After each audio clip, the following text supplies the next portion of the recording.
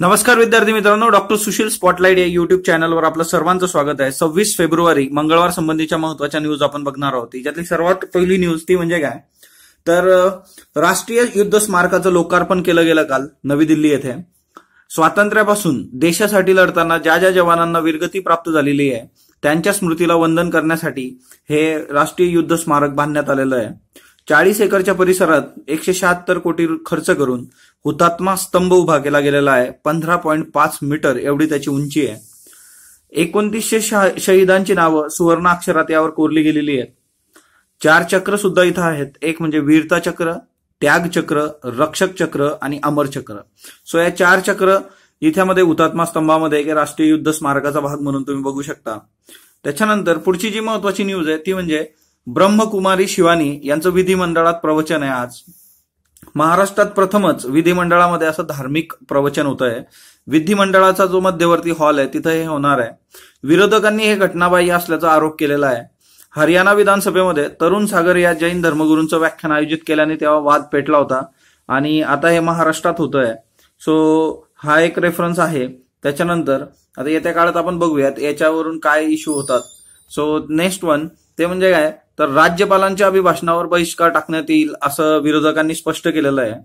राज्यपाल हे पद घटनात्मक आहे आणि असं असताना सुद्धा महाराष्ट्राचे राज्यपाल श्री विद्यासागर राव यांनी आपण राष्ट्रीय स्वयंसेवक संघाचा कार्यकर्ता असल्याची भूमिका उघडपणे मांडलेली आहे आणि तिच्यामुळेच राज्यपालांच्या अभिभाषणावर बहिष्कार टाकण्यात येईल असं विरोधकांनी स्पष्ट केलेलं आहे। राज्यपाल हे पद परत एकदा चर्चेमध्ये आलेलं आहे। सो दॅट तुमचं काम आहे की तुम्ही राज्यपाल या पदासाठीच्या महत्वाच्या बाबी आपल्या कॉन्स्टिट्यूशन मधून बघणं गरजेचं आहे। राज्यपालाशी संबंधित असणारी कलम, राज्यपालासाठीचं काय म्हणजे क्रायटेरिया असतो, कोण बनवू शकतं, राज्यपालाचे अधिकार काय असतात, त्यातल्या त्यात विशेष अधिकारांवर प्रश्न विचारला जातो, discretionary powers of governor. So ते तुम्ही नीट करून घ्या। त्याच्यानंतर ते तुम्ही मला कमेंट बॉक्समध्ये सांगू शकता की राज्यपालाचं बेसिक काय आहे। त्यानंतर 91व्या ऑस्कर सोहळ्यामध्ये पिरियड एंड ऑफ सेंटेन्स या डॉक्युमेंटरी शॉर्ट सब्जेक्टमध्ये ऑस्कर गटामध्ये भारतीय डॉक्युमेंटरीला ऑस्कर पुरस्कार मिळालेला आहे। गुनीत मोंगा हे त्याचे निर्माते आहेत। त्यांनी त्यांचं स्टेटमेंट बघा, आम्ही जिंकलो, या पृथ्वीवरील प्रत्येक मुलीने हे ओळखावे की आपण देवता आहोत, आम्ही ॲट सिक्ख्याला ओळख दिलेली आहे। So period end of sentence he documentary तुम्ही बघू शकता, ही बऱ्याच ठिकाणी आहे। सो म्हणजे हे काही विशेष नाही। Period end of sentence he documentary बऱ्याच दिवसापूर्वी रिलीज झालेली आहे। तुम्हाला ही टेलिग्रामचे ग्रुप्स आहेत बघा मूवीजचे, की हिंदी HD मूवीज, त्याच्यानंतर नेटफ्लिक्स मूवीज, त्याच्यावर सुद्धा ही डॉक्युमेंटरी बघायला मिळेल। सो ही डॉक्युमेंटरी प्रत्येकाने बघायची। डिटेल्स आपण पुढे बघूयात। पाकिस्तानची जलकोंडी म्हणून संपादकीय आलेलं आहे महाराष्ट्र टाइम्सला। डॉक्टर शैलेंद्र देवळानकर यांचं हे आहे। डॉक्टर शैलेंद्र देवळानकर हे आंतरराष्ट्रीय संबंधावरील खूप महत्वाची व्यक्ती आहे, भाष्य करणारी। सो हे नक्की वाचा प्रत्येकाने। ऑलरेडी आपण याचे जे काही बेसिक कन्सेप्ट आहेत पाकिस्तानच्या जलकोंडी संबंधीचे ते मागच्या लेक्चरमध्ये कव्हर केलेले आहेत। सो हे तुम्ही टेलिग्रामवर संपादकीय वाचू शकता। त्यानंतर आपण बघणार आहोत 91वा जो ऑस्कर पुरस्कार झाला तिच्यामध्ये महत्वाचे पुरस्कार कुणाला मिळालेत। सो सगळ्यात पहिलं आहे सर्वोत्कृष्ट चित्रपट। ग्रीन बुक नावाच्या चित्रपटाला सर्वोत्कृष्ट चित्रपटाचा पुरस्कार मिळालेला आहे। चरित्र नाट्य आहे हे, पण ग्रीन बुकला पुरस्कार मिळाल्यानंतर वेगळाच वाद समोर आलेला आहे की अमेरिकेतला जो काही वंशभेद होता त्या वंशभेदाचा प्रश्न या चित्रपटामध्ये योग्य पद्धतीने हाताळला गेलेला नाहीये आणि वंशभेदाला चालना देणाराच हा चित्रपट आहे अशा पद्धतीने याच्यावर टीका होत असताना याला सर्वोत्कृष्ट चित्रपट मिळतोय ऑस्करचा। मग तिच्यामुळे समाज माध्यमातून अकादमीच्या सदस्यांवर टीकेचा भडीमार होतोय। ग्रीन बुकच्या बाबतीत दुसरं महत्वाचं आहे तर ग्रीन बुकच्या बाबतीत दुसरी महत्वाची गोष्ट काय आहे तर अनिल अंबानी यांच्या रिलायन्स एंटरटेनमेंटच्या एम्बलिन एंटरटेनमेंटचं अर्थबळ ह्या मूवीला होतं, म्हणजे त्यांनी फायनान्स केलं होतं ग्रीन बुकसाठी। सो भारताचा हा दुसरा रेफरन्स। एक पिरियड एंड ऑफ द सेंटेन्सला ऑस्कर मिळालं आहे आणि दुसरं ज्या चित्रपटाला ऑस्कर मिळालेलं आहे त्या चित्रपटाला आपण आर्थिक पाठबळ दिलं होतं आणि सध्या यांना सुद्धा आर्थिक पाठबळाची गरज आहे, ते आपण बघितलंय। त्याच्यानंतर सर्वोत्कृष्ट दिग्दर्शक म्हणून अल्फान्सो क्वारॉन यांना रोमा चित्रपटासाठी हे मिळालेलं आहे। अल्फान्सो क्वारॉन यांचा रोमा चित्रपट, हा रोमा चित्रपटालाच ऑस्कर मिळेल अशी खूप चर्चा होती। पण रोमाला चित्रपटाला ऑस्कर का नाही मिळालं, तर तो केवळ इंग्रजीत नाही म्हणून मिळालेलं नाहीये असं म्हणण्यात येत आहे. मॅक्सिकन दिग्दर्शक आहेत बघा अल्फान्सो कॉरॉन. अल्फान्सो कॉरॉनच्या 18 वर्षात 10 वेळा ऑस्करसाठी नामांकन झालेलं आहे.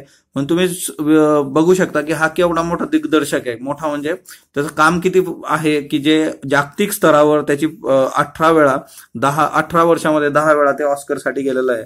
2013 मध्ये ग्रॅव्हिटी नावाचा मूवी होता बघा, त्याच वेळेस सर्वोत्कृष्ट दिग्दर्शकाचा पुरस्कार अल्फान्सो कॉरॉन यांना मिळाला होता. सो हेही खूप महत्वाचं आहे. आणि सर्वोत्कृष्ट अभिनेत्री म्हणून ऑलिव्हिया कोलमनला मिळालेलं आहे. दी फेवरेट नावाचा चित्रपट आहे त्याच्यासाठी. त्याच्यानंतर सर्वोत्कृष्ट अभिनेता रामी मलेकला मिळालेला आहे. बोहेमियन हाप्सोडी हा चित्रपट होता. सो सर्वोत्कृष्ट अभिनेत्री आणि अभिनेता याच्यावर पण आजपर्यंत विशेष प्रश्न नाही आहेत. जर तुम्हाला विचारलं तर सर्वोत्कृष्ट चित्रपट विचारला जाऊ शकतो. पिरियड एंड ऑफ सेंटेन्स आपण बघितलं की 91व्या ऑस्करमध्ये भारतीय मासिक पाळीवरील आरोग्याच्या लघुपटाला पुरस्कार मिळालेला आहे. उत्तर प्रदेशमध्ये हापूर जिल्ह्यामध्ये कथीखेरा नावाचं खेळ आहे. या कथीखेरा नावाच्या खेळामध्ये कमी खर्चात महिला सॅनिटरी पॅड कसे बनवतात याची माहिती या लघुपटात दिलेली आहे. अमेरिकेतील पॅड प्रकल्प होता, त्याच्या अंतर्गत वेंडिंग मशीन ह्या खेळामध्ये बसवण्यात आलेलं आहे. सो हे अमेरिकेच्या याच्यामधून प्रकल्पातून हे सगळं त्या खेळात झालेलं आहे. या लघुपटाचे दिग्दर्शक जे आहेत ते रायता झेताब आहे, अमेरिकी इराणी नागरिक, आणि निर्माते गुनीत मोंगा आहे. गुनीत मोंगांचं स्टेटमेंट सुद्धा आपण बघितलं की प्रत्येक मुलींनी स्वतःला देव समजावं. सो ते एक महत्वाचं आहे. आपल्याला स्टेटमेंट दिलं जाऊ शकतं आणि विचारलं जाऊ शकतं की हे कशा संबंधी आहे. सो ते एक लक्षात ठेवा. यजमाना व्यतिरिक्त दुसरा ऑस्कर सोहळा आहे हा 91वा. इतर पुरस्कार जे काही ऑस्करचे बरेचसे पुरस्कार असतात ते पुरस्कार तुम्ही टेलिग्रामवर बघू शकता त्याची लिस्ट. सो ते इतकेसे महत्वाचे नाही आहेत आणि ते सगळं नुसतं वाचून दाखवण्यापेक्षा तुम्ही तिथून बघून घ्या फॅक्चर. त्याच्यानंतर मिशन मेळघाट, बालमृत्यू रोखण्यासाठी हे खूप महत्वाचं आहे. मिशन मेळघाट आदिवासींना कडधान्यासह सकस आहार पुरवण्यात येणार आहे. याच्यामध्ये मेळघाट आणि धारणीसारख्या दुर्गम भागांसाठीची ही योजना आहे. इथं पुरेसे डॉक्टर सुद्धा नाहीयेत, त्याच्यामुळे जिल्हा स्तरावरील जे काही वैद्यकीय अधिकारी आहेत त्यांना 1 ते 2 आठवडा मेळघाट येथे पाठवण्यात येईल. यासंबंधी सुद्धा ह्या योजनेमध्ये उपाययोजना केलेली आहे. भूमक म्हणजे मांत्रिक. तुम्ही जर बघितलं असेल बाबा आमटे मूवी बघितला असेल तर त्याच्यामध्ये तुम्हाला दिसून येतं की मांत्रिकांचं इथं खूपच प्रस्थ आहे. या एरियामध्ये शिक्षण नाहीये, अवेअरनेस नाहीये. त्याच्यामुळं आजारी पडल्यानंतर लोक डॉक्टरकडे जाण्याऐवजी डॉक्टरच नाही तर काय तर मांत्रिकाकडे जातात. आणि ते लक्षात घेऊन आता मांत्रिकांनाच हाताशी घेऊन ही प्रतिरुग्ण मानधन त्यांना दिलं जाईल. म्हणजे तुमच्याकडे जो रुग्ण येतो त्याला तुम्ही जर हॉस्पिटलमध्ये घेऊन आलात तर त्याच्यासाठी तुम्हाला पैसे मिळतील आणि त्याच्यासाठी ही रुग्ण उपचाराची योजना अशा पद्धतीने वर्कआउट करण्यात येईल. सो भूमक आणि मांत्रिक यांना जर हाताशी घेतलं तर हे अजून सोपं होऊ शकतं आणि हा खरंच खूप म्हणजे नाविन्यपूर्ण उपक्रम असणार आहे. मिशन मेळघाट लक्षात असू देत, परीक्षेत विचारलं जाईल त्या काळामध्ये. त्याच्यानंतर नेक्स्ट वन संपादकीय, लोकसत्ताचं संपादकीय आलेलं आहे बघा, कामगार केंद्रीय निर्णयांचा लाभ. टेलिग्रामला हे पूर्ण वाचू शकतं. याच्यातले काही महत्वाचे मुद्दे आपण इथं घेतलेले आहेत. यंदाचा जो अंतरिम अर्थसंकल्प होता याच्यात कामगारांसंबंधीचे खूप सारे डिटेल्स होते. महत्वाचं डिटेल होतं जीडीपी जो आहे तो 50% असंघटित क्षेत्राद्वारे येतो, अनऑर्गनाइज सेक्टर जो आहे आपला, आणि ज्यात 42 कोटी कामगार कार्यरत आहेत. आणि यांच्यासाठी आपण स्कीम सुद्धा आणलेली आहे. ती स्कीम कुठली आहे ती काही दिवसांपूर्वीच मी कव्हर केली होती, ती तुम्ही मला सांगाल.